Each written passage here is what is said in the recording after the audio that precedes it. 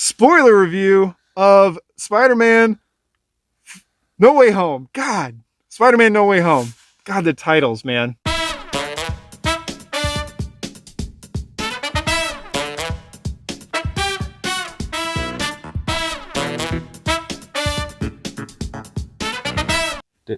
Daredevil. Daredevil. How did that not get ruined? Like I was telling Caleb, I was like, I heard rumblings, but it felt kind of hopeful. It didn't feel real. When he stopped that brick though, and he's like, how did you do that? I'm a really good lawyer. Yeah. That was great. I really do hope that we get to see more of this version of Daredevil and it doesn't get rewritten like the rumors that I've heard, but I don't know. I have very low expectations of it happening. Knowing that he is technically canon to the films fully now instead of just them playing off of each other in the shows, we might be able to get a full feature film, which would be nice, but I don't know. Time will tell there. Yeah, it's also interesting, like, if he's actually there at the end of season 3 of Daredevil, he's Daredevil. Yeah. Right? So, like, why wouldn't he show up, join in? Like, I don't know. That's the thing I always hated when it comes to the Shield, when it comes to all the Marvel stuff on Netflix. They always rode off the coattails of the Avengers. The thing that happened in New York and all this other crap. But they never actually really followed through with it. But at the same time, what was he going to do in this movie? Like, who was he going to fight? The Lizard. He could have... No! He could have done something. Oh, he did. He caught the brick. He did, which was kind of dumb. Like that's not in his physicality to stop a fully moving, booking it brick. Yeah, it is. No, not barehanded without moving. Like he just went yoink and stopped it, like I would stop a loaf of bread. Because he can sense those things. Well, yeah, but there was no like stopping the inertia. It was ninja. I just caught a brick that was He's a ninja! Oh my god. All right, guys. Would he catch the brick? Is it too far out there? Am I being too silly? I'm probably being too silly, but come on. Like that was one of the chintzy things. I was like, Anyway, moving forward, we're just really happy to see it. It felt good. It felt right. Yes. Yeah. Then we kind of went into the next thing that was I wasn't sure how I was going to feel about that, and that was the Doctor Strange. The chemistry was really good, just like it was in Civil War, just like it was for the little bit they had in Endgame, not much, but once again, the ends justify the means. Yeah. Strange did it. He's a rambling kid. He's interfering. Strange is cocky. It works. But the gravity they put on this, I really appreciate. Like, it felt like this is a real threat. It's not like Caleb always says, it's not a sky beam. So I really appreciate that it felt fresh. Not something that is not like, it's not groundbreaking, but it felt fresh. Yeah. I do have to say, along with, he said it before, I said it before, I've seen many other people say it before, but Doctor Strange made a really stupid choice in this movie. Like, the whole time, it's like, the first Doctor Strange movie was him being an idiot, and this was him being an idiot again. Yeah, I just don't feel like you're in charge of really serious stuff. Like, and you saw the Time Stone, you saw Thanos, you saw all that stuff. I just don't understand. But once again, the ends justify the means, so we'll get past that. It's just now you have this movie because of this stupid decision, and now you have the next. Well, everybody knows Multiverse of Madness. Well, it's not a spoiler. This is a spoiler anyway. My bad. Yeah. I'm so protective of spoilers. Sometimes I get scared. So yeah, we'll see how that plays out. I don't know. Anyway, let's go on to the bad guys. That lived up really well. I didn't like how easily Doc Ock was shut down, right? Or stopped, right? Like, I liked the nanites or whatever got onto him and like he could control him. That was a nice way to kind of shut that fight scene down, keep it contained. Yeah. But at the same time, it did kind of felt like it lowered his BA-ness from Spider-Man 2. You could tell from the moment he walked in that was going to be who they used. Right. Like, you could tell. Like, that was going to be the we're going to flip him. Yeah. Yeah, we're going to flip him. The acting is so good. Like, from Alfred, from Willem Dafoe. Willem Dafoe, as usual, stole the show. Jamie Foxx, did less. Like, Caleb hasn't seen Amazing Spider-Man 2, but Jamie Foxx does less character acting in this movie than he does in that one, but he still does a good job. The lizard dude, I'm glad they brought him in here, but it almost feels like that cousin that you don't want to be on your team in kickball, but you're like, okay, come here, little buddy. Like, I'm glad he was in there, but it really felt like they were scraping and they were doing this guy a favor, like they owed him money. But he kind of felt like the weasel in Suicide Squad. Yeah, he did, right? Yeah. Anyway, so then they catch all the bad guys, right? Which was cool, right? The cool fight scenes. I like the Spider-Man suit, the black and gold. That was cool. Well, it's just his suit inside out. Woo! Was it his suit inside out? Yeah. Oh, I didn't realize that. That's why all the like phrase. I was wondering with the off. wires and stuff. That's awesome. Okay, very cool. See, I like how they keep spicing up the Spider-Man. The Spider-Man turned it suits. inside out because it had the paint on it, and then he thanked his aunt for cleaning the paint off. Got it. I like that. So then that fight scene was cool. I like the setting. A lot of cool settings. They go from place to place to place to place, so it always spices it up. So then they go there. Strange sets it, gets the box ready to set it up and to change everything back.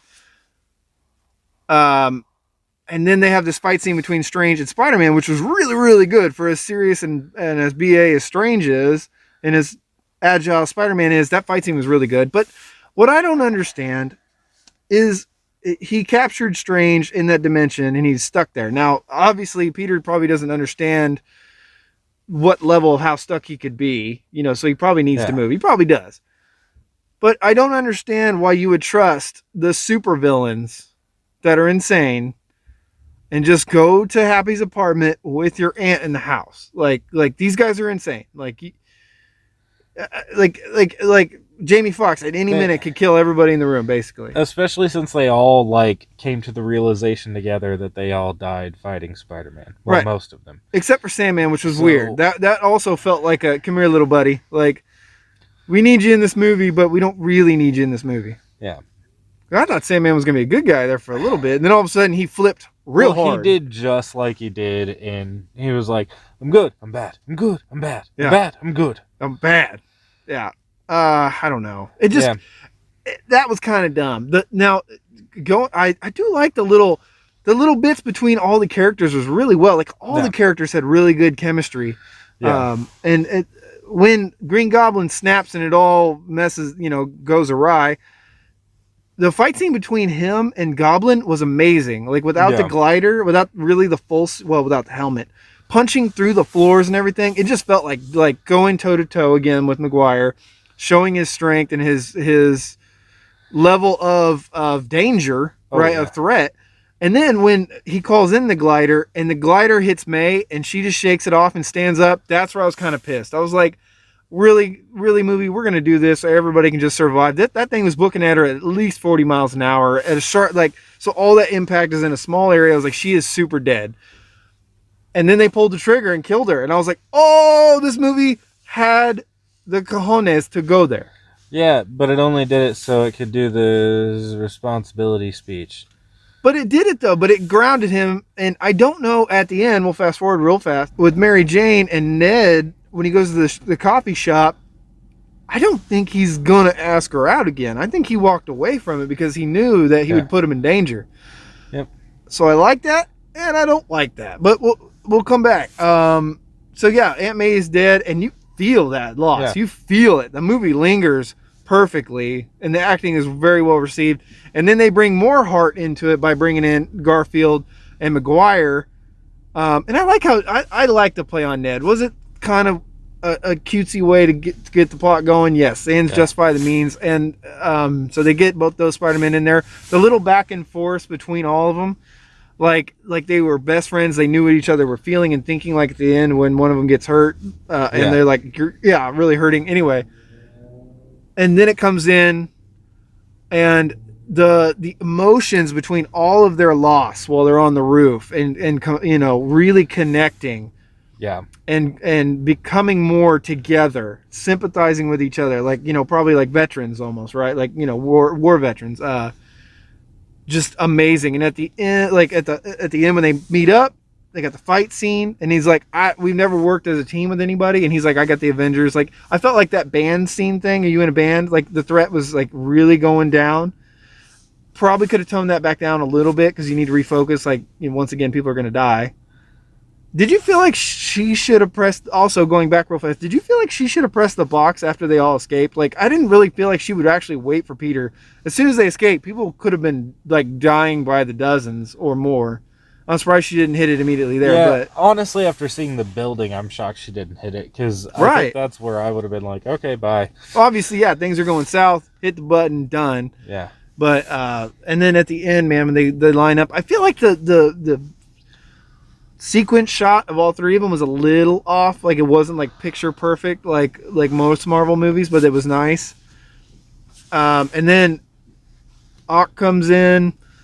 It just the good fight scene on the shield at the end. Woo! Yeah. I mean, just oh man. I think it was cool that the way that they used the Tobey Spider-Man to save.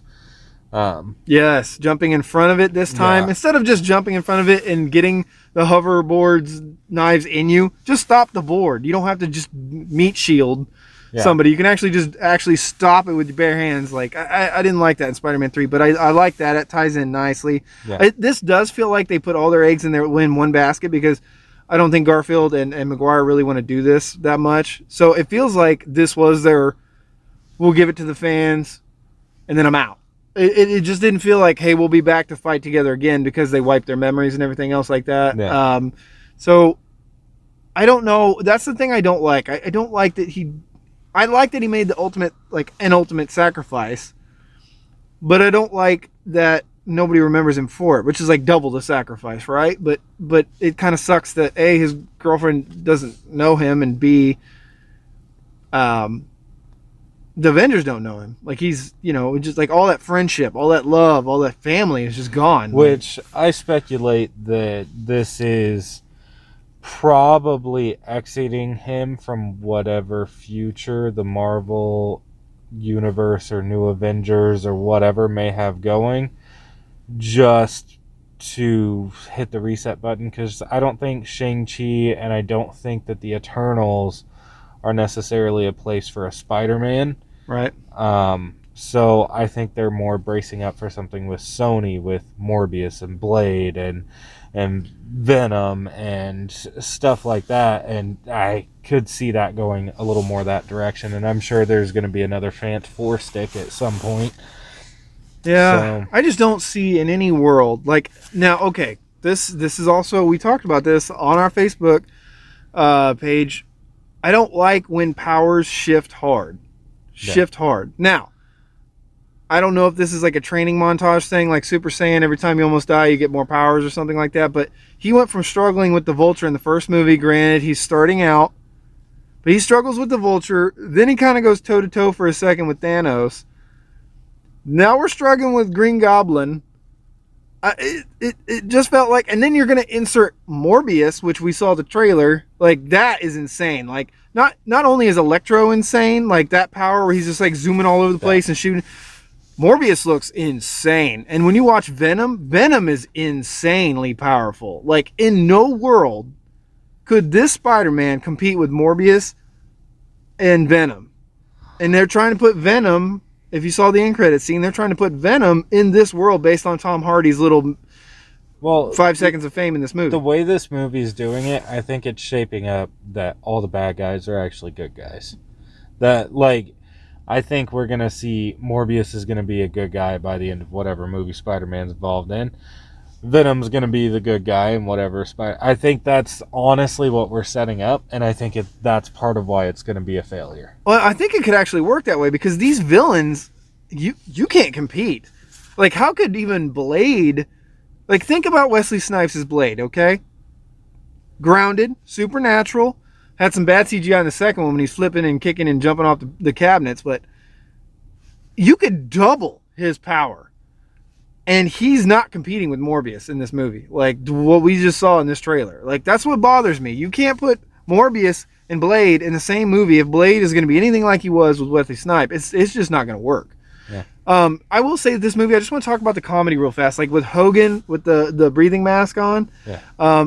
Just like the little subtle jokes were really good.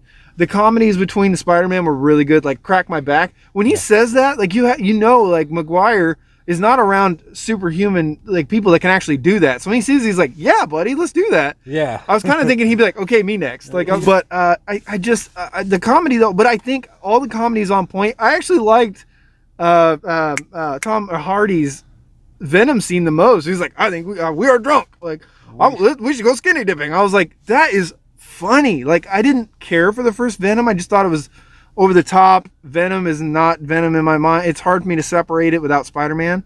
And it's just, I don't like how not grounded at all he is. He's like insanely powerful. Like, I don't know. I'm going to see Carnage. But anyway, I thought that was a phenomenal scene for just being sitting at a bar. It was hilarious. And again, that's another scene that makes me think that it's going to separate out with the universes. I don't know if there is actually anything happening with the Sony Marvel like rights or anything like that. I know I believe Tom Holland signed on for 3 more films, but I don't know who with or anything like that. This really did feel like a separation movie. Like, we wiped all the memories. He's walking away from all the other characters. Now you got Venom in there.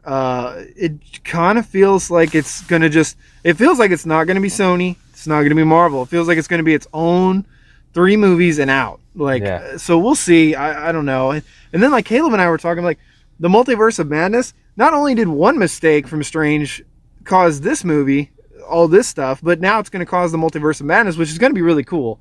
I'm digging some of the light horror vibes, as of course we would. Yeah. But it was a whole trailer. That was a lot. Like, I didn't really... It gave too much. Like, I didn't need the whole trailer at the end of the movie. A little couple snippets, cool, but literally the whole trailer. That was it. It was right there, and I don't know. And again, like, I understand that they do a pretty good job of like all this is happening right now. Like, you don't have a whole lot of time to prep and plan right now. Mm-hmm. But man, you have a lot of the Avengers still around. You have Wong, who's like, "Don't talk to me, I'm out of here." It kind of is going to get old eventually, how everybody's always got reasons to not help out when like real stuff is going down. Nick Fury, the Skrull dude, was acting like Nick Fury in the last movie. He can't be found now. He can't be bothered. Real quick. Nick Fury's been off planet for how many years? Over a year, I think they said. Over a year.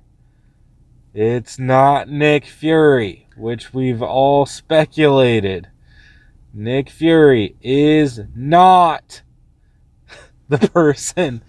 And what, 1, 2, 3 movies? No, I think we're good to go up until the last movie. I think the last movie is the only one he wasn't in.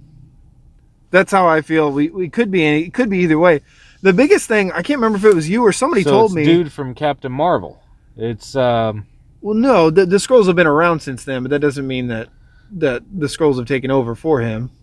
I think it is. I think he went on sabbatical to do something else, and that dude's taking over while he's off planet. It doesn't really matter. I mean, but all we really know for sure is that he was gone in the last movie, but the Skrull dude took his spot for now. What bothers me is, like, I don't know if you told me or somebody else told me, like, why didn't the Skrull dude just show up? Like, Spider-Man drops in, Skrull dude walks up as Peter Parker, boom, I'm obviously not Peter Parker. Like, if we have the ability to do that, why did this Skrull dude just disappear? He's not going to help out Peter at all? Like, screw him, he gets what he deserves? I don't know. Like, that is a little wishy-washy. Ends justify the means. It's just something that could have been fixed very easily for as much tampering as we're doing with the magic stuff. It's got to drive the plot somehow. Right, but I just feel like he was so involved in that last movie. Yeah. And then to just not be here for no reason that we know anyway, currently. But yeah, I don't know. I'm glad to be here. I did not see Shang-Chi. He did. I did not see Black Widow. He did. I haven't seen The Immortals. That's out already. Eternals, excuse me. Did you? No, okay. Not yet. It's not that I don't want to see these movies. I've got 2 kids. Life keeps me running, and I still haven't seen Ghostbusters yet. Like, I'm really disappointed in you for that. I know. I just got so much to do. but yeah, it's not that I don't want to see them. It's just that I'm kind of losing some of my interest in and there's so much on the board right now. And then Disney Plus is putting on all the different shows, which I did watch Loki. I did watch WandaVision. I watched those two. I haven't watched the other two. I watched Captain Falcon and the Winter Soldier. But guys, you're really stretching me thin. If you think I can keep up with all these shows and all these movies, like I'm impressed that a lot of people can, but need to slow it down a little bit. Need to slow it down a little bit. Also add in What If, you need to. Right. I haven't seen that yet either. I haven't seen that one, but yeah, I mean, we liked it. It was what I was hoping it would be. Yeah. This is good. This is good. It met the expectations. I am happy that it is there. I wouldn't have changed anything. I had a good time. What would you rate it?